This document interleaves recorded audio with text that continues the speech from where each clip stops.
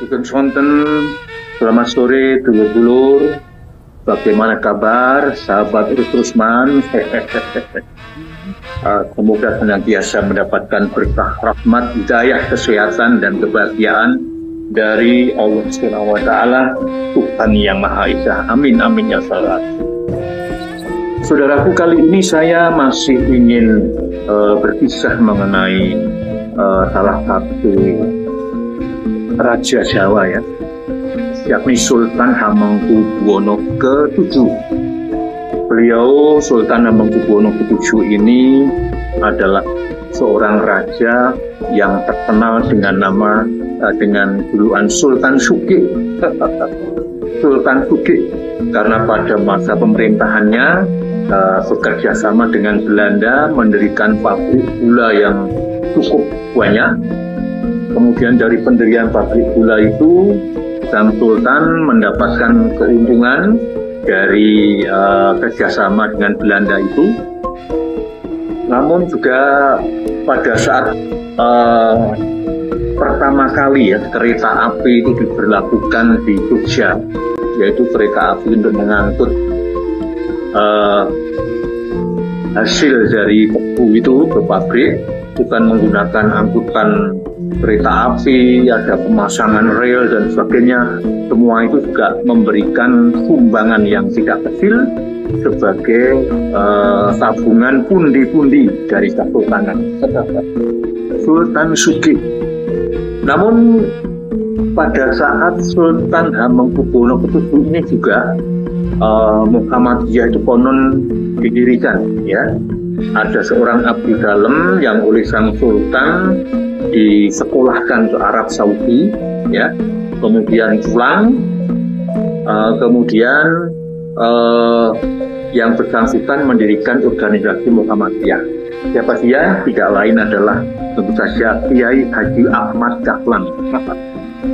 Ada perbedaan pandangan dengan Sang Sultan, tetapi Sultan memberikan dengan kebesaran hatinya, beliau tetap mendukung pendirian Muhammadiyah itu.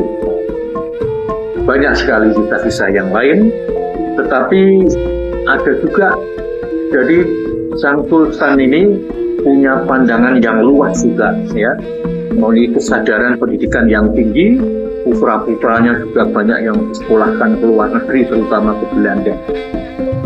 Namun tentu saja tidak ada gading yang sarta.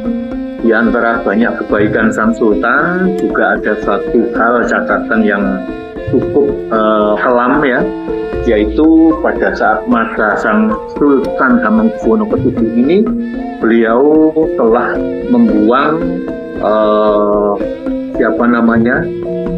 pamannya ya, yaitu putra dari Sultan Hamengkubuwono ke-5 yang bernama Kanjeng Mas Timur Muhammad, dan ibunya setelah terbukti adanya upaya untuk pemberontakan ya, makanya diberikan sanksi, dibuang ke Manado, dan sampai akhir hayatnya putra dari Kanjeng Sultan ke-5 dan istri permaisurinya itu akhirnya wafat di sana. Nah, di sini yang mau saya ceritakan ini, bahwa kita tidak tahu apakah itu semacam tuah atau apa.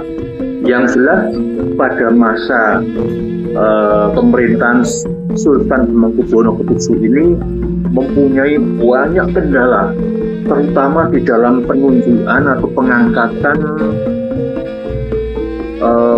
Pangeran Mahkota ya, putra Mahkota itu sampai 4 kali.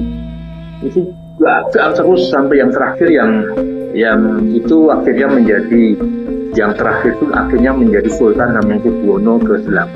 Tetapi melalui proses yang luar biasa rumitnya.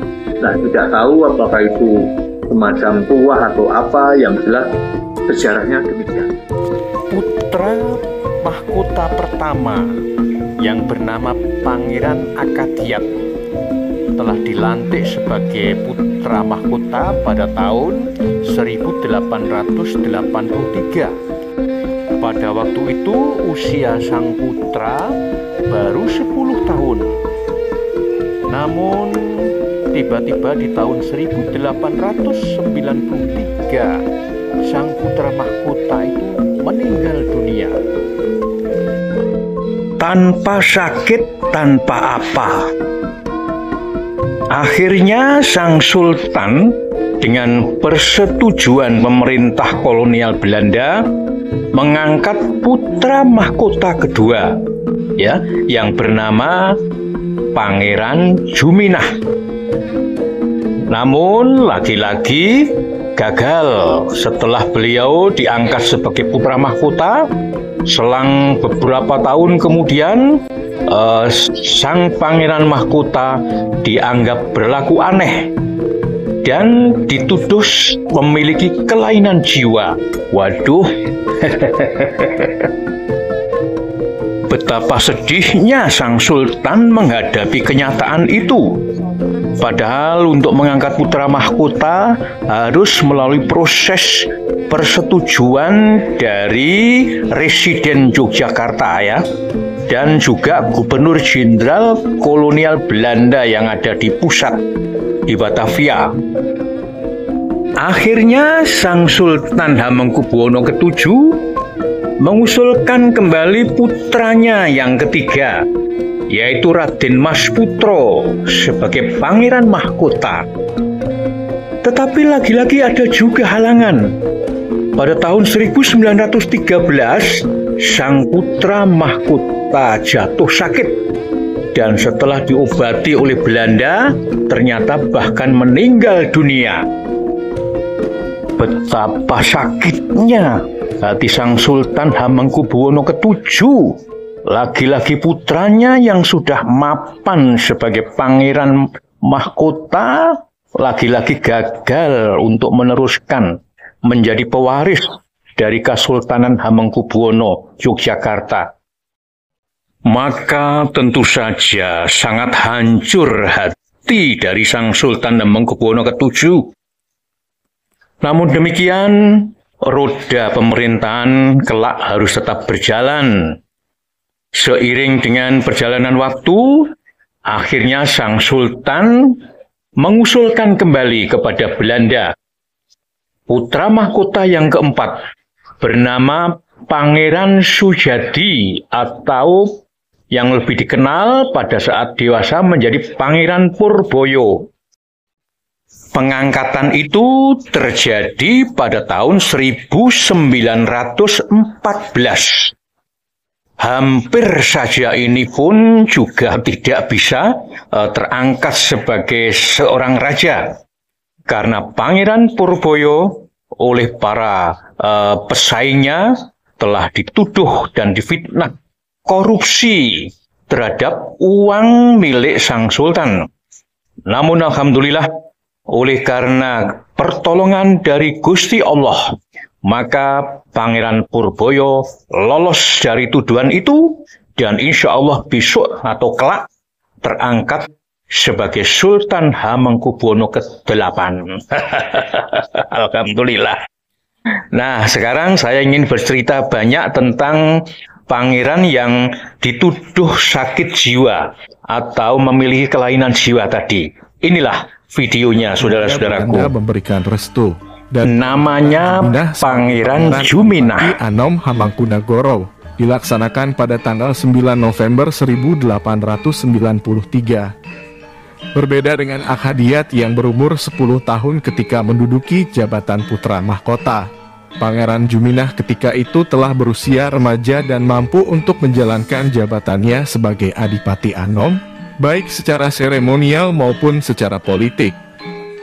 5 hari setelah pelantikannya, Juminah secara resmi diperkenalkan kepada masyarakat Yogyakarta sebagai seorang putra mahkota, dengan kirap meriah mengelilingi keraton. Pada upacara itu, Juminah duduk di dalam kereta kencana bersama Sultan Hamengkubuwono VII. Rakyat ibu kota pun mengeluh-elukannya sebagai sang penerus tahta.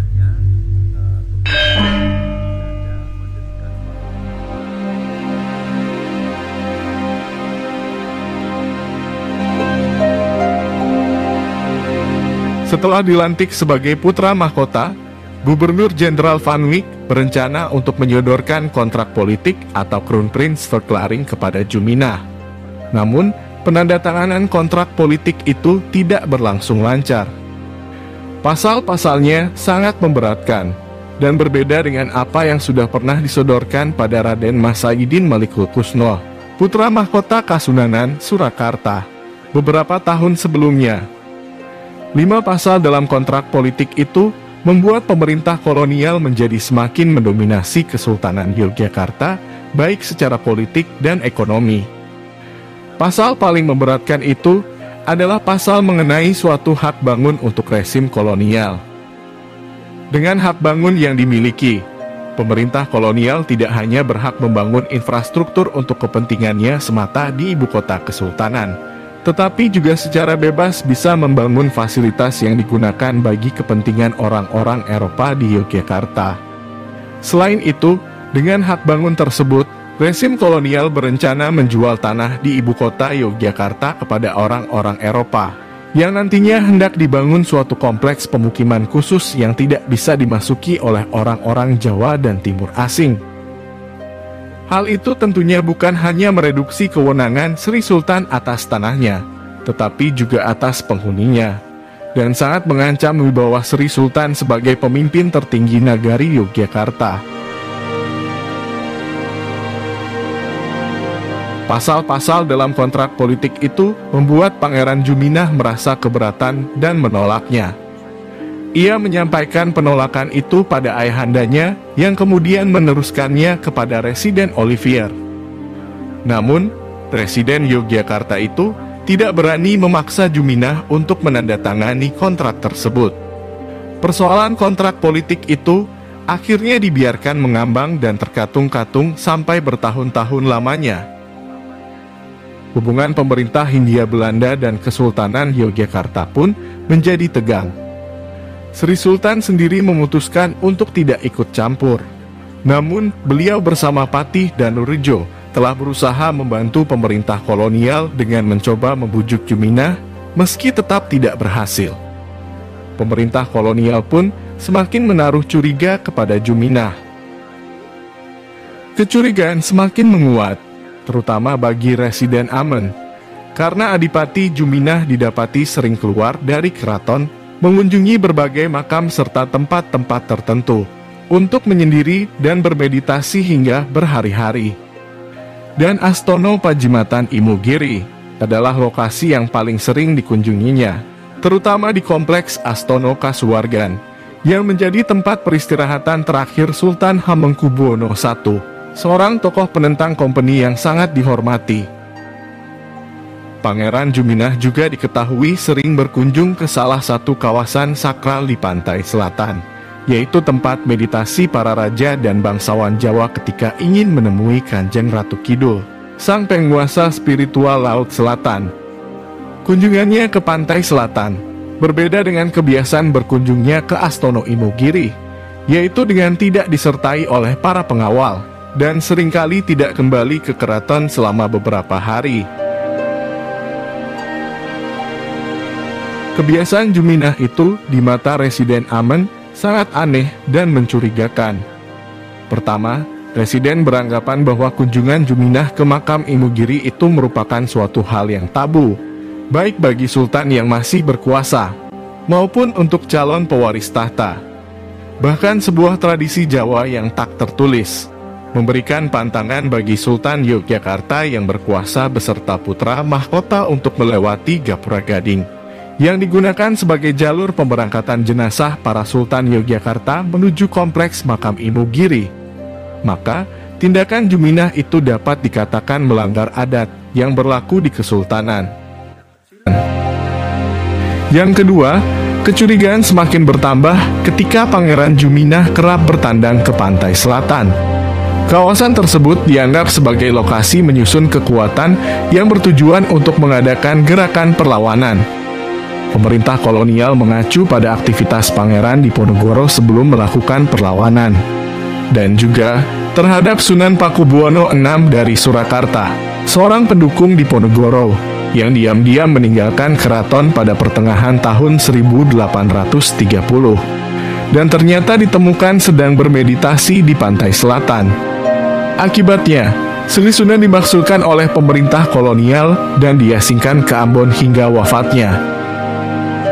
Presiden merasa cemas, curiga bahwa Juminah hendak melakukan tindakan makar atau sejenisnya. Sebagai akibatnya, Presiden Amen menuntut kepada Sultan Hamengkubuwono VII agar Pangeran Juminah diturunkan statusnya sebagai pewaris tahta. Menanggapi tekanan Amen, Sri Sultan merasa keberatan. Beliau beranggapan bahwa Juminah tidak melakukan pelanggaran apapun dan yakin bahwa masalah yang dipersoalkan oleh Residen Amen sebenarnya adalah masalah kontrak politik yang tertunda. Akan tetapi, menolak tuntutan Amen dapat dianggap sama saja dengan menentang pemerintah Hindia Belanda. Dan hal tersebut bisa berakibat fatal bukan hanya bagi diri Sri Sultan dan Juminah, tetapi juga bagi Kesultanan Yogyakarta. Dengan berat hati, Sultan Hamengkubuwono VII menawarkan solusi kepada Residen. Juminah bakal dicopot dari posisi putra mahkota. Namun untuk mengadili tindakan Juminah, ia akan diadili oleh pengadilan keraton, bukan oleh pengadilan kolonial, karena proses hukum terhadap kerabat keraton masih menjadi wewenang Sri Sultan. Residen Amen pun setuju, dan akhirnya pengadilan keraton menetapkan bahwa Adipati Juminah dianggap memiliki kelainan jiwa karena amat terobsesi dengan dunia gaib. Dengan demikian, dia dianggap tidak layak untuk dijadikan sebagai seorang pewaris tahta dan juga tidak dapat dijatuhi tindakan hukuman apapun. Tentunya, vonis tersebut merupakan langkah Sri Sultan untuk menyelamatkan Juminah dari berbagai ancaman, termasuk hukuman buang yang bisa saja dijatuhkan oleh rezim kolonial kepadanya. Setelah terjadinya prahara itu, Pangeran Juminah pun tinggal di luar Keraton Yogyakarta hingga akhir hayatnya. Aduh, apa yang salah dalam diri Pangeran Juminah ini ya?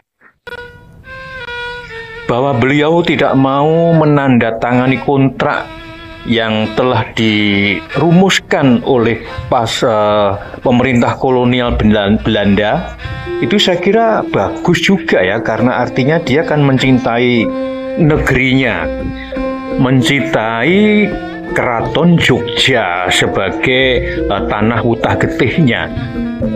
Namun kalau kita analisa, mungkin beliau salah jalan ya.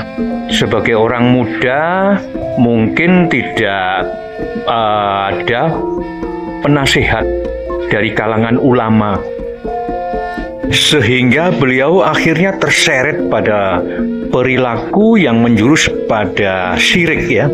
Syirik atau artinya mempersekutukan Tuhan. Sebagaimana firman Allah Surat An-Nisa ayat 48 sebagai berikut. Sesungguhnya Allah tidak mengampuni dosa karena mempersekutukan dia atau syirik, tetapi Allah mengampuni dosa yang selain syirik itu bagi siapa yang dia kehendaki. Siapapun yang mempersekutukan Allah sungguh telah berbuat dosa yang sangat besar. An-Nisa ayat 48. Nah, itulah saudara-saudaraku, nasib seseorang memang di samping tergantung dirinya sendiri, juga karena ridha Allah. Seandainya saat itu sang ayah atau Sultan Hamengkubuwono ke-7 segera memberikan nasihat serta pendamping seorang ulama atau kiai yang mengarahkan kehidupan sang pangeran untuk tidak banyak menyepi pada makam, kemudian pantai selatan dan sebagainya, mungkin ceritanya bisa jadi lain. Meskipun demikian, saudara-saudaraku, tentu saja kita tidak dalam kapasitas menilai seorang sultan yang sudah terbukti kebijakan-kebijakannya mampu mengangkat keraton Jogja ya menjadi sebuah keraton yang besar, karena seperti yang saya katakan di bagian depan bahwa Sultan Hamengkubuwono ke-7 tergolong seorang sultan yang mampu menerapkan kebijakan-kebijakan yang sangat bagus di bidang pendidikan dan sebagainya. Oleh karena itu, izinkan sekarang saya hanya ingin berkisah mengenai masa muda pada awal-awal beliau sebelum diangkat sebagai sultan. Apakah itu ada kaitannya dengan nasib para putra mahkotanya? Itu wallahu alam ya. Wallahu alam, kita serahkan saja pada Allah Subhanahu wa taala di dalam menilai apa yang telah pernah dilakukan oleh beliau. Sultan Hamengkubuwono ke-7 yang nama mudanya adalah Raden Mas Murtejo itu adalah putra dari Sultan Hamengkubuwono ke-6 yang nama mudanya Raden Mas Mustojo. Tetapi Raden Mas Mustojo bukanlah putra Sultan Hamengkubuwono ke-5, melainkan adik dari Sultan Hamengkubuwono ke-5 yang nama mudanya adalah Raden Mas Gatot Menol. Raden Mas Gatot Menol konon terbunuh oleh istri selirnya sendiri yang bernama Raden Ayu Himawati, yaitu tercatat pada tahun 1855.